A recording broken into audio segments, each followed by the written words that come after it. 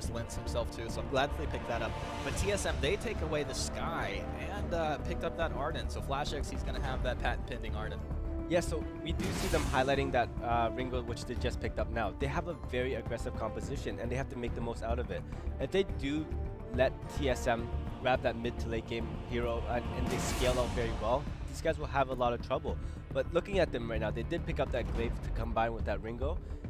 There is a slight chance that they will be doing like a CP Ringo here, where I do feel like it might work and it might not work. It depends on what TSM picks for their last. Yeah, definitely. So if we see CP Ringo, then it means Glaive will typically build a bit of damage. But if we see the weapon Ringo come out, then we would expect Glaive to almost go full utility. Yeah. Vox going to be the last pick here, and how do you feel about this for TSM? Do you like this Vox pick? Yeah, I actually like the composition coming out of TSM more. I feel like as long as FlashX is able to use that Vanguard from Arden, just to cancel as much of the Hellfire Brew coming in as possible, their team does have a little bit of distance for that engage to to disengage and then reform themselves.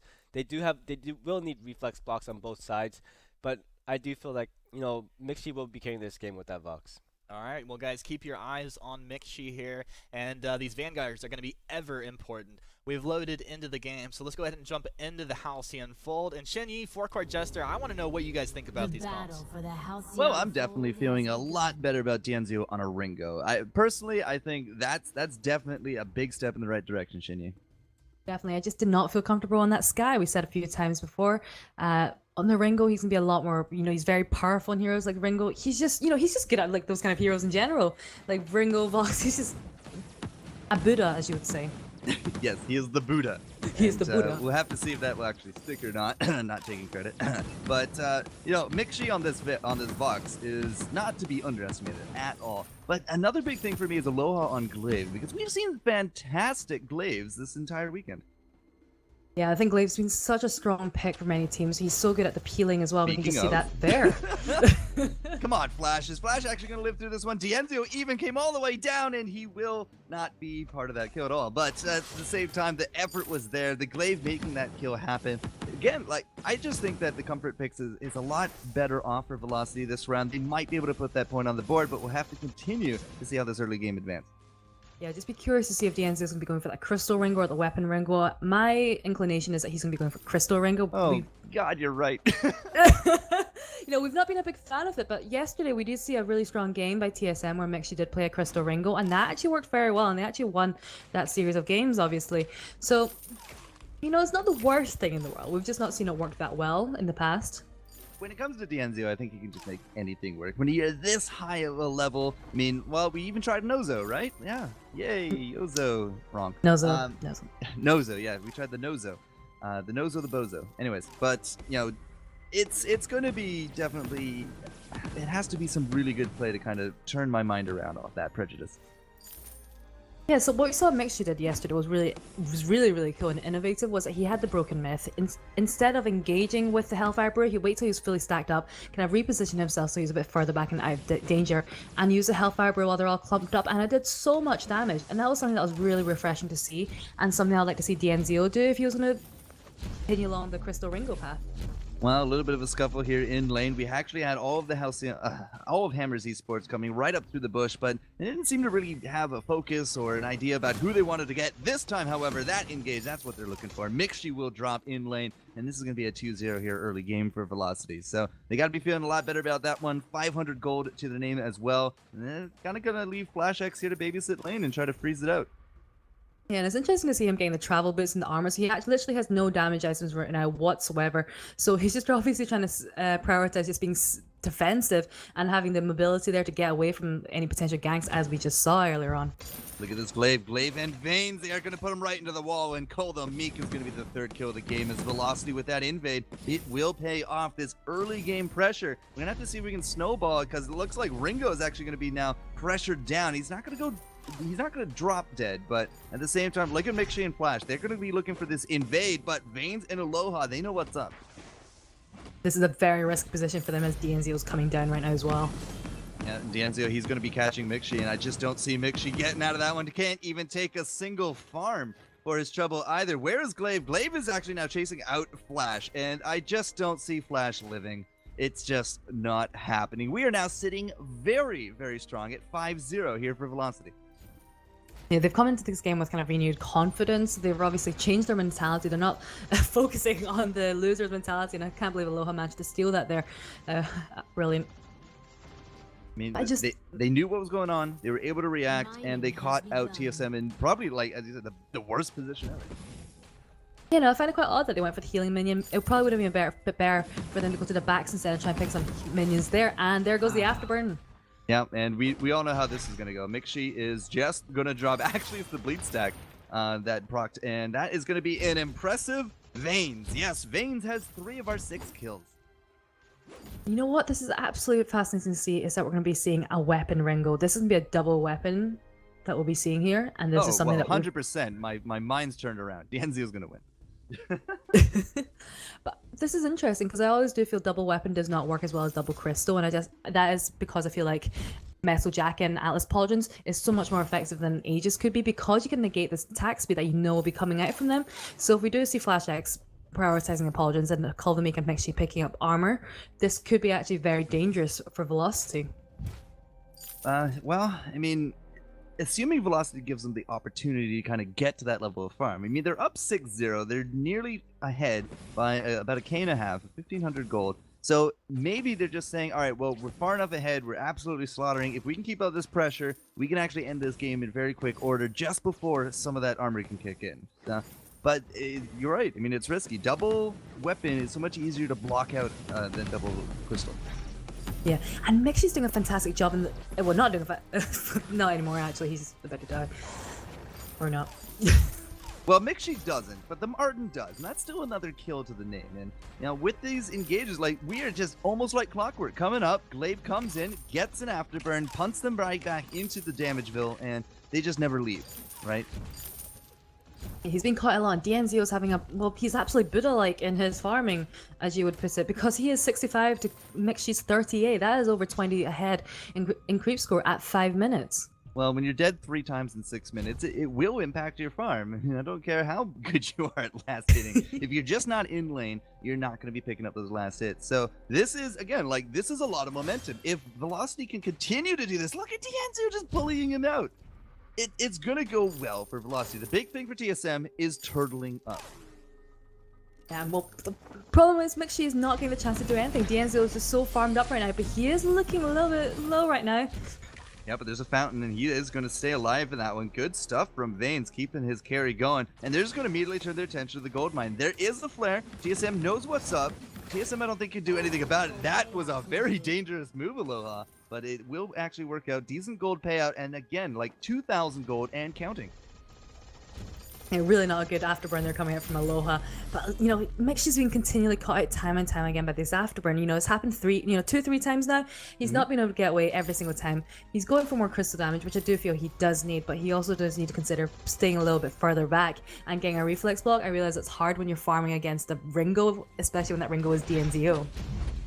Yeah, the DNZO Ringo. Yeah, we need to get a skin going. Something to combine those names, but... You know, the pressure is still here. TSM looking a little bit shaky here early on, but, you know, I'm going to stick by your words on this one, and if they can turtle up and get that armor, this will not work. But Velocity right now is basically in the driver's seat. They're the ones dictating this game right now. Flash accessing that Coat place already, so instead of going for that Warhorn that we've been seeing him going every time, he's getting that Pauldrons early, and this is brilliant. He's going to be going right into the middle of a low hard DNZO, using his Pauldrons on them, slowing down the attack speed, allowing Culvamik and Mixi to output their damage. We're seeing Culvamik actually going for the Frostburn already. He's got a nice power spec, but he also has very little defense, and then DNZO gets onto him. He's going to have a very tough time in the fights. It's DNZO? Yeah, DNZO's actually... He stopped dead in the lane to channel out that Hellfire. And, well, alright, lands on top of Cole, does not have any of those reflex. In fact, nobody actually seems to have a reflex right now, so no way to block it, a little bit of damage, and as you said, I mean, Flash, will this work out? Will that Pauldron be the difference here? Will that actually bring them down? I just don't see Velocity going for a fight right now. TSM might want to push advantage, considering DNZO is so low already. Yeah, and I feel like Flash X, he has that gauntlet ready.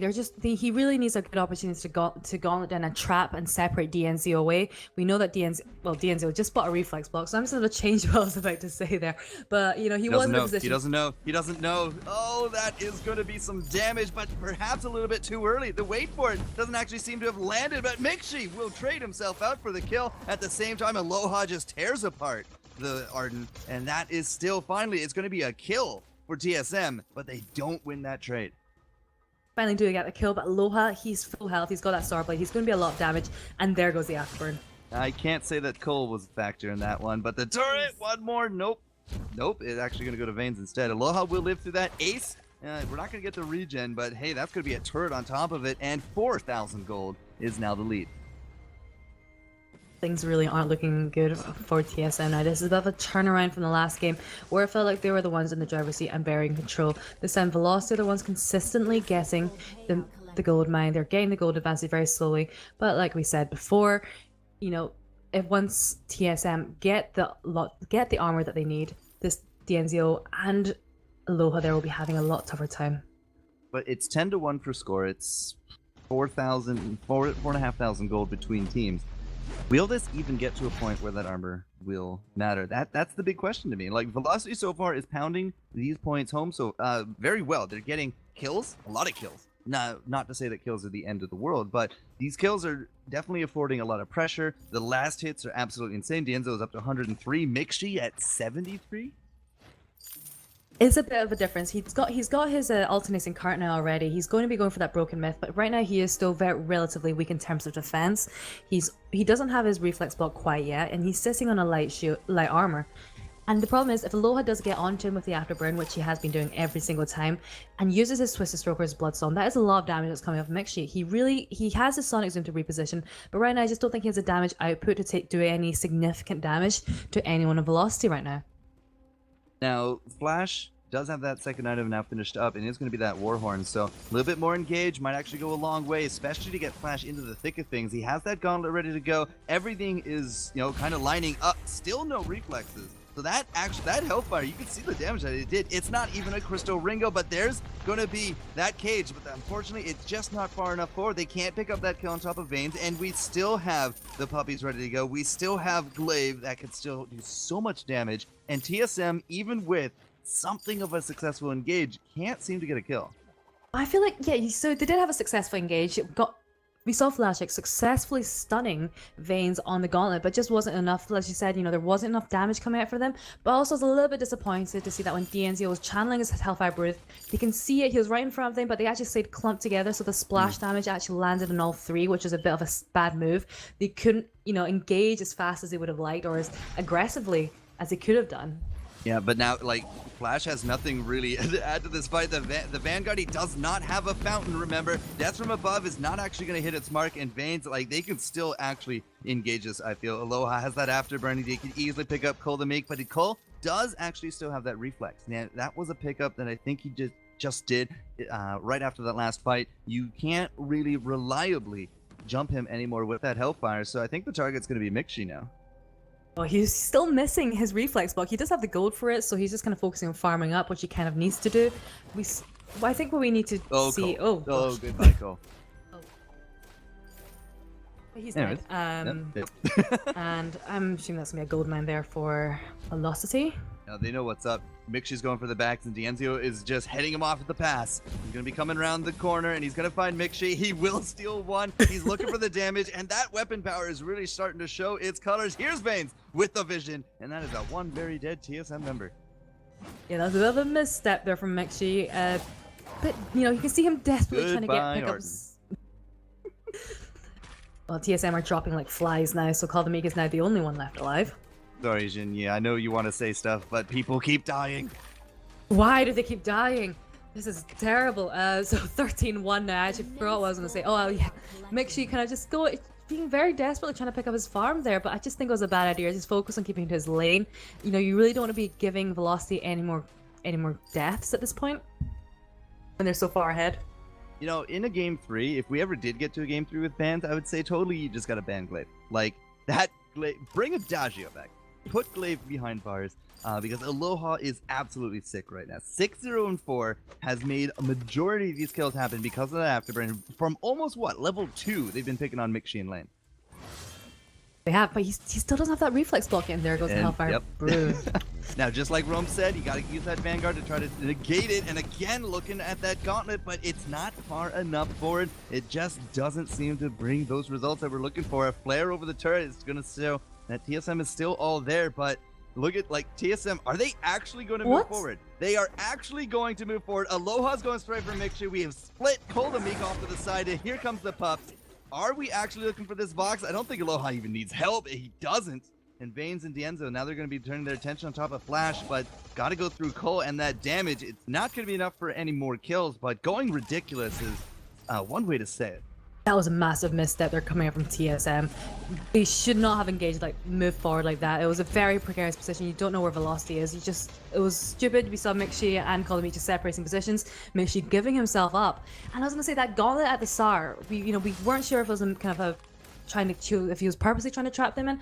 I think what he was doing was he was just trying to keep the minions in the Gauntlet and let Mixi farm it up and prevent Velocity from pushing the turret down. Did somebody order a breaking point? Because Dienzio not only has a Bonesaw Sorrow, but now a breaking point. That is going to be a lethal combination if he gets 20 stacks on that breaking points there. And look at the weapon damage on both of these, on both of the Dienzio and Aloha. They both have the Bonesaw to shred away the armor, but the problem is Koldamik and Mixi really don't have that much armor, so there's not much armor to shred away, to be honest. Flash X, we can see him trying to pull off the pauldrons, going right into the middle of it. He's managing to pull the pauldrons off on both of them, but the problem is we're not seeing any follow-up from Koldamik. Mixi is not even going to get the minion mine. Ripchi! He would, yeah, Ripchi, yeah, absolutely. That was clearly a sacrifice right there. He wanted that minion mine so very badly. They knew he was there. They actually, did they Warhorn? They totally did Warhorn for it. Vanes and Aloha easily able to take him down after he had to tank up the minion mine. Kraken going to be coming into effect here as well at the 15.5 mark. We have a kill a minute for Velocity. Ripchi is now sitting at 1 and 7. My mistake. Aloha is going to be stealing away the rest of this farm here from Koldamik. And now with the Kraken coming down, I think we just need to hang up our hats and go to game number 3. And you know what's interesting is that Koldamik and Mixture, they're double crystal, and Velocity are so far ahead, they really didn't invest in any shield.